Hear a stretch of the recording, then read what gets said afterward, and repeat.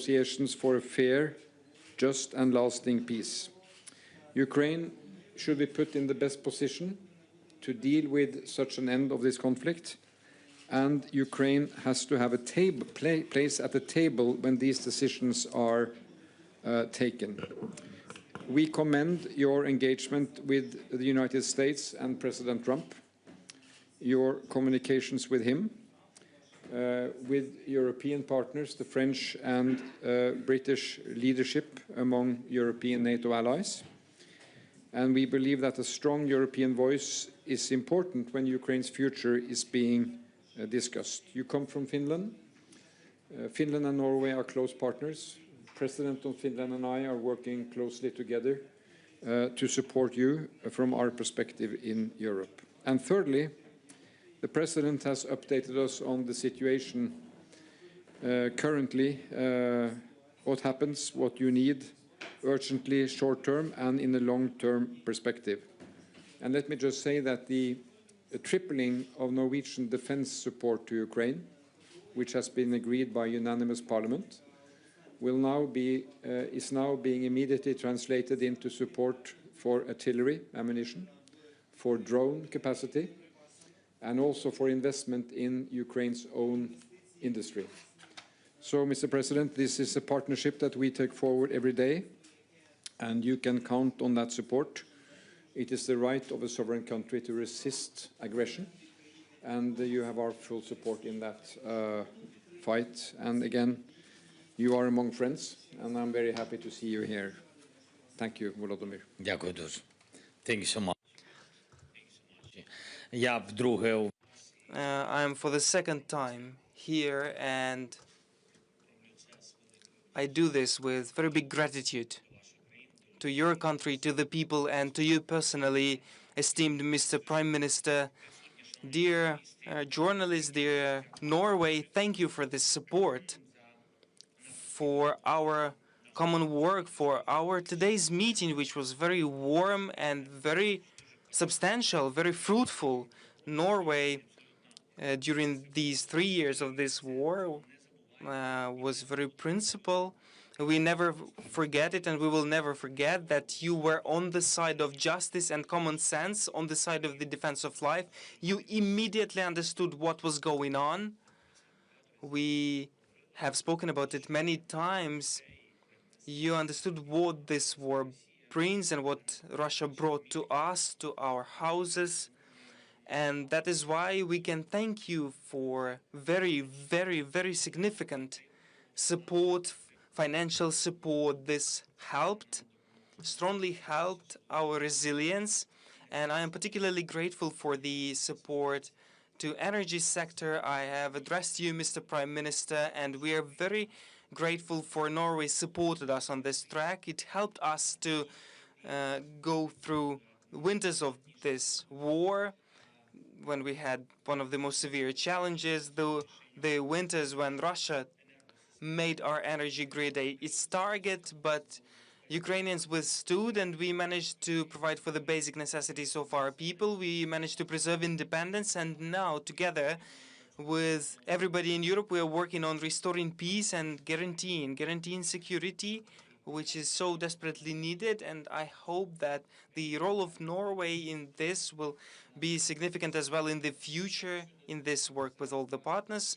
Regarding the diplomacy and the future security guarantees, Europe, America, all our partners in the world must work together, and I hope that Norway will be part of the efforts to guarantee the security. And I'd like to now praise your recent decision, the decision of Norway to increase the support to Ukraine to almost $8 billion as of today. It truly adds up to our long-term confidence, and it is a very strong, very powerful contribution, and it is important that it's done at this very moment when diplomacy became much more active for the sake of ending the war.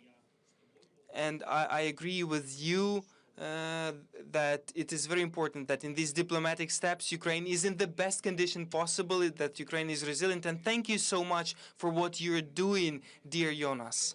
We underscore that only with strong positions of Ukraine, strong diplomatic work can happen, and a truly reliable end to this war. And we wish for it more than anybody in the world, and it is just because we have the war on our soil. We need to continue pressure Russia so that Putin stops manipulations and makes the concrete steps that all the world wants. And in particular, one of the first steps must be a silence, and now we discuss it with the United States of America and other partners, silence in the sky, the cessation of strikes on energy sector and on civilian infrastructure and people, ceasefire at sea. We can consider truly secure maritime navigation, and we must also eventually end up to the ceasefire everywhere on the territory of our state. These are important steps of all the parties. But first and foremost, everybody saw that Ukraine unconditionally agrees to it, and we wait until the aggressor accepts this. At least we expect that the partners will put pressure on Russia. Undoubtedly, the return of the prisoners of war, of our civilians, is important, of all the people, of children, to bring them back home. The process is difficult. On a daily basis, we fight for the result. Yesterday we had this moment of happiness when more than 190 of Ukrainian peoples were brought home, 197, and this is the horrific moment, one of those moments in the war. They always go hand in hand, the moments of tragedy and moments of happiness when the close ones, the relatives, were meeting their close ones at home. These are important steps of diplomacy, and we very much count on the diplomacy that will pressure Russia. We have discussed today with Mr. Prime Minister concrete ways on strengthening our defensive capabilities. We are already grateful for the NASAMS system. They have never let down our people. They were protecting them from the Russia's missile strikes. It is important to us to continue this, to count on the production, on the investment in defense industrial base, our joint production, the ventures that we can create and develop. And I am sure that Europe now needs a new wave of such industrial and technological development, so that the continent has everything necessary for its protection, and so that Europe becomes more independent and strong in such global competition in the world, so that Europeans have good, modern jobs. And also, we must pay more of a joint attention to the development and protection of infrastructure. We speak about this having an experience. We underscore how important it is. Everybody sees how much danger there is for the underwater infrastructure in the European seas because of the enemy's activity. And everybody sees how the challenges change because of the development of drone technology. These are new challenges, new technological challenges that every country needs to have its own answers to these challenges, and more of a joint work in Europe for security. Ukraine is also ready to join the relevant efforts, and I also kindly invite, and we are already working with Norway within the framework of existing security coalitions. And I am very happy that we have such partnership, the air defense and other technological coalitions. We can also do much more in the production of various types of drones. That this production in Ukraine is more rapid, it's cheaper, and it is efficient, practice proven. We see it, and I believe that we are the most efficient, the fastest in Europe, or among the fastest. Nonetheless, I'm sure that together with Norway, we can provide much more security to our people and to the future of Europe. Thank you so much once again for the comprehensive assistance of Norway. It is such a pleasure to be here as your guest. Glory to Ukraine. Thank you. So now we will open up for questions. And the first question comes from the Norwegian broadcaster TV2. Добрий день, пане президенте. Ласка просимо до Норвегії. Дякую. I will ask the question in English by popular demand from the press corps.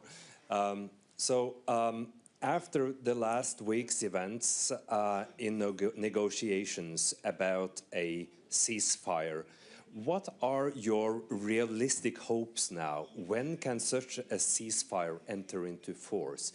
And if I may add, there seems to be a different kinds of understanding in Moscow and Washington at the moment what a limited ceasefire could mean, what items are included. What is your understanding? Does this proposal for a limited ceasefire include both civilian infrastructure and energy supply infrastructure, or just one of them? Thank you for the question. I will base on the facts, on what I heard, and on what we've agreed with the American side prior to their contacts with the Russians, and then my recent conversation with Mr. President Trump after his conversation with Kremlin. We have suggested at the very beginning the ceasefire at sea and in the air, because this is not so difficult to control. That we suggested it as the first step because we didn't believe that the Russians would agree to any ceasefire, because in our opinion they want to continue to destroy us. They want to continue waging war, to be brief. But the Americans told us that no, they want to end the war. We want to end the war. So who will argue with that? Let's then make certain steps faster. And during the meeting in Jeddah, American party made a leap forward, rapid step forward, and they said, let's speak not about the partial ceasefire, but about the full ceasefire. We reacted immediately right at that meeting. We reacted. My team reached out to me because that was the change of agenda with which they arrived there. And I said immediately, we approve. We confirm we want to move to the end of the war. Yes. And everybody was very happy, and I believe that overall we had an important and a fruitful, successful meeting there.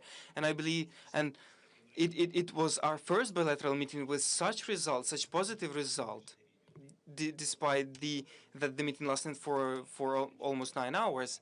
What happened then? Then was the contact between the Americans and the Russians, and then I think that people made a step backwards because they raised up the topic of partial ceasefire again. Look, we'd rather make steps forward. Better in the partnership with the United States to, but we're ready in this partnership with the United States to make a step backwards and speak about partial ceasefire. And what we've discussed with Mr. President Trump, the content is the following: the ceasefire regarding the security of energy system of both countries. That means no attacks on energy infrastructure, as well how it sounds, as well as other civilian infrastructure. And I raised up this issue with Mr. President Trump, and I said then, in my opinion, our side will prepare the list of objects of civilian infrastructure that, in our opinion, are civilian infrastructure. So I do not want to have a different approach to what the parties agree upon. Let's hope that the parties will agree to that. During the next meeting that will take place on Monday in Saudi Arabia, there will be technical teams present there, and I understand that the structure is the following. There will be a meeting of Ukraine and America, and then some shuttle diplomacy, as our American colleagues said, America with Russia, or it will be some meetings in parallel in one country at the same topic, the topic that I have just said to you.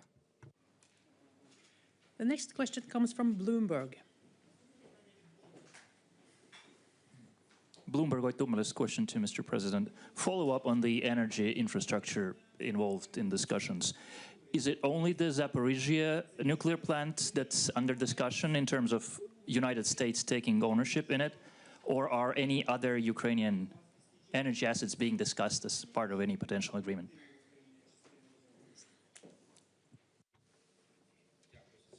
Thank you for the question. All nuclear power plants belong to the people of Ukraine. These are state-owned nuclear power plants. It is not in private property in Ukraine. The atomic energy in Ukraine, yes, we do have the heating generation, we have green energy generation. There are some private partnerships. That is absolutely understandable, and that is the right way to approach it. But all nuclear generation belongs to Ukraine. And the temporarily occupied Zaporizhia region where there is this NPP, it belongs to Ukraine. And everybody acknowledges that, recognizes it. IAEA recognizes it, and all international institutions. Even more so, the people who work there, the staff there, they have received the salaries from the state of Ukraine there, and they are citizens of Ukraine. Yes, they changed the leadership of the Ruskies, illegally changed the leadership of the staff there, but all the staff, all professionals, all nuclear scientists there are Ukrainians. You know how they put them there. They took their children, took them, abducted them to the territory of Russian Federation. This is why the people work there. For the sake of your child, you will do everything. I think that you will agree to that. And I, as father, can say to you that that is just a fact. That's why the issue of the NPP that is not working, that is dangerous, because yes, it is being maintained, but not in a proper way, despite that there is a IAEA commission there and there are inspectors there present.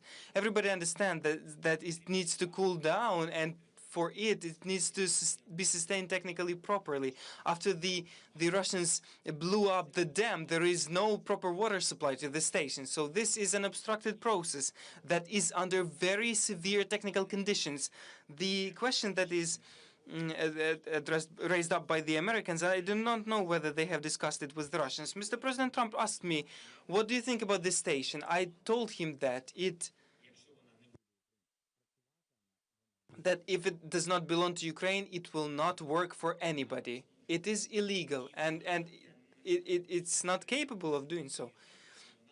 And it is a state-owned enterprise and cannot. The issue is that, and we've heard the voices, if Americans think that how to find the solution from this situation, and they want to take the station from the Russians, and they want to invest there to modernize it, that is a completely different issue. We're open to discuss it, but the issue of property, we definitely did not discuss with Mr. President Trump. Even more so, we did not discuss the messages that you have said here. I saw such messages in the press regarding the overall generation in Ukraine. No, we will not discuss it. We have 15 blocks of nuclear generation now that belong to our state. We are united with European energy grid. For us, these are serious energy security guarantees. The next question comes from the Norwegian broadcaster NRK. Yes, thank you. Mr. President, in March 2022, you said you were willing to discuss neutrality, which implies no to NATO membership. Is that a question that you still are willing to discuss, neutrality? I never stated that I am ready to discuss neutrality of Ukraine. It was never stated like that. The Russians raised up this issue when they approached us with the ultimatum. The first ultimatum that was there in the document, it was written.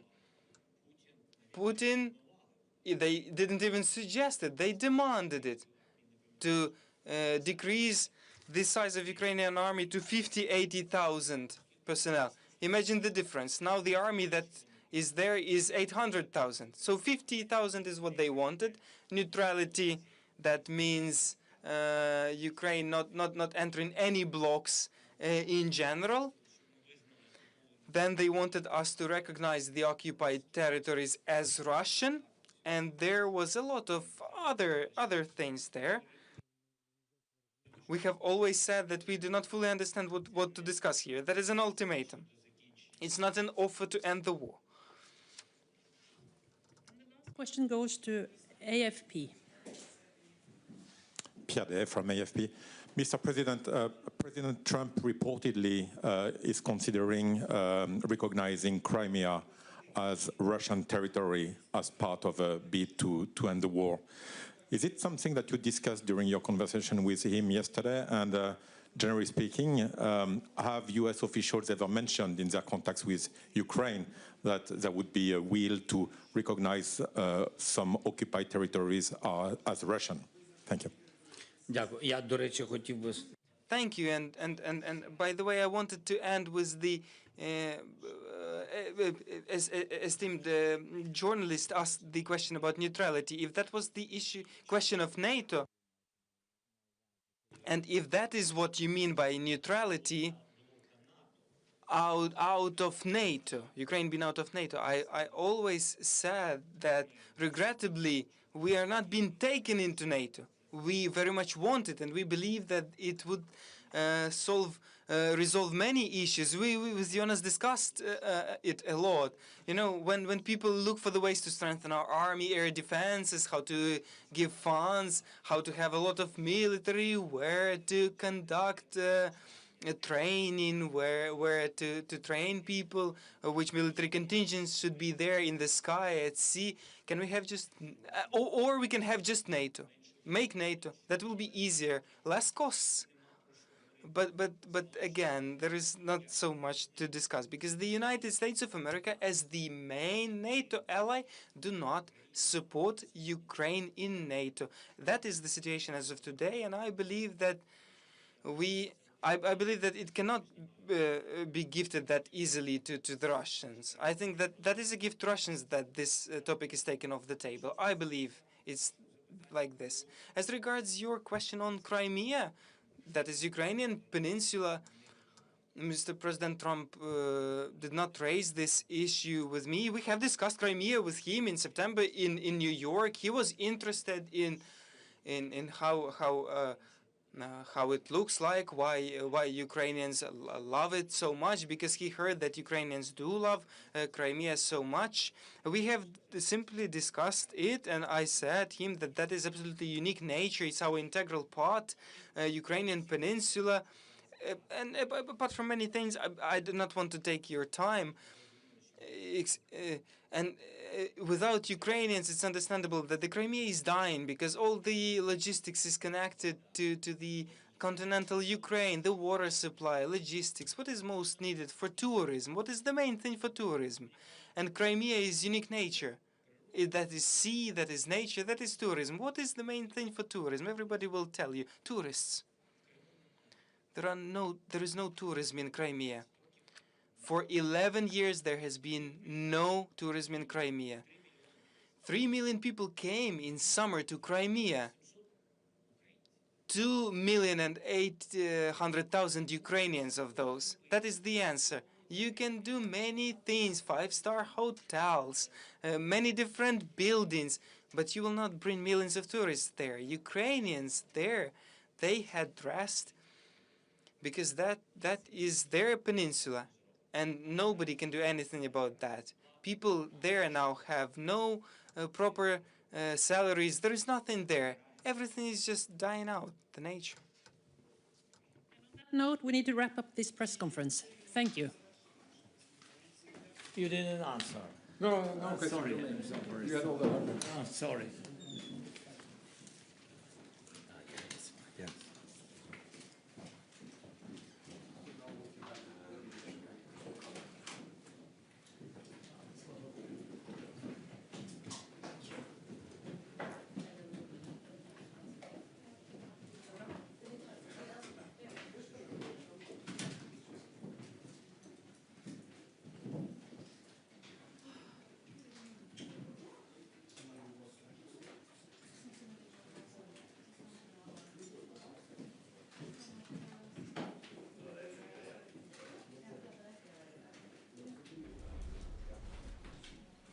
Sendingen er produsert av Departementenes digitaliseringsorganisasjon.